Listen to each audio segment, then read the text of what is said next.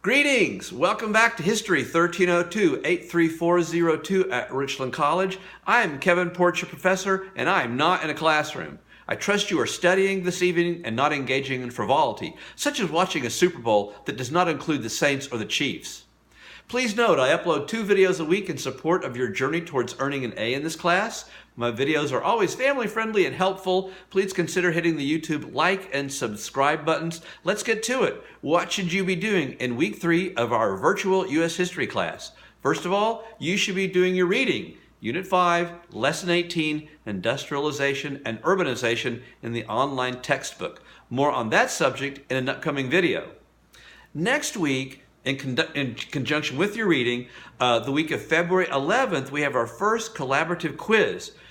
Your thorough reading of Unit 5, Lessons 16, 17, and 18 in the online textbook will be a key to your success in taking the quiz, which is for 50 points towards your final grade. You can also score 15 extra credit points if everyone in your group makes a perfect score. More on the collaborative quizzes and the extra credit points in another upcoming video. However, your other focus this week beyond your reading is Discussion Board Forum 1.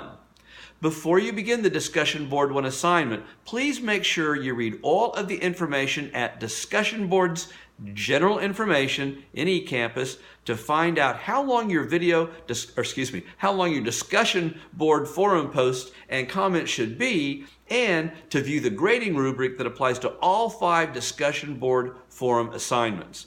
Also, please review the material about navigating correctly within our Discussion Board forums located at Discussion Board's eCampus Navigation Instructions.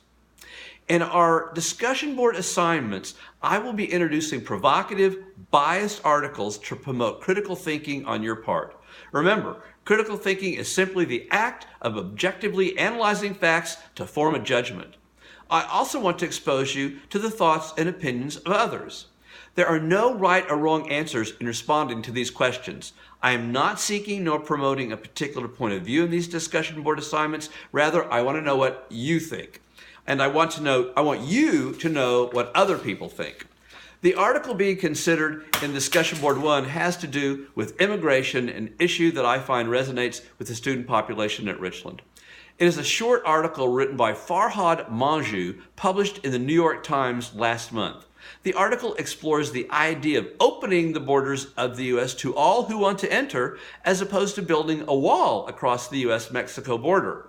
I hope that as you read the material in Lesson 18 related to immigration in the late 1800s, and as you read Mr. Manjoo's article related to immigration in the early 21st century, that you think about the similar historical patterns and cultural connections that may exist between these 2 periods of immigration and U.S. history.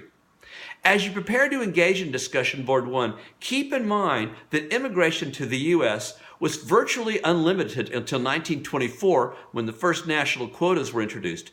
Prior to that, the only limitation had been the exclusion of all Chinese immigration in the 1880s, spurred on by the fear of the many Chinese people who came to the U.S. West Coast following the gold rush in 1848. Ellis Island in New York Harbor opened only as late as in 1890, the year the federal government took over responsibility for immigration issues. Officials at Ellis Island generally denied entry only to those immigrants who could not pass health tests or seemed likely to become dependent on public support. The immigration system was reformed in the 1960s to reflect an emphasis on reuniting families of those immigrants already in the U.S. and is the law of the land today. I believe our ability to effectively resolve the modern immigration debate is dependent upon our understanding of how we as a nation have responded to immigrants in the past and the impact those immigrants have had on the course of American history. And so, I want to know what you think and how you respond to others when considering the subject. Discussion Board 1 becomes available to you at my groups this Wednesday, February 6th at 9 a.m. and is due Friday, February 8th at 11:59 p.m. That is it. I am out of here, and deuces.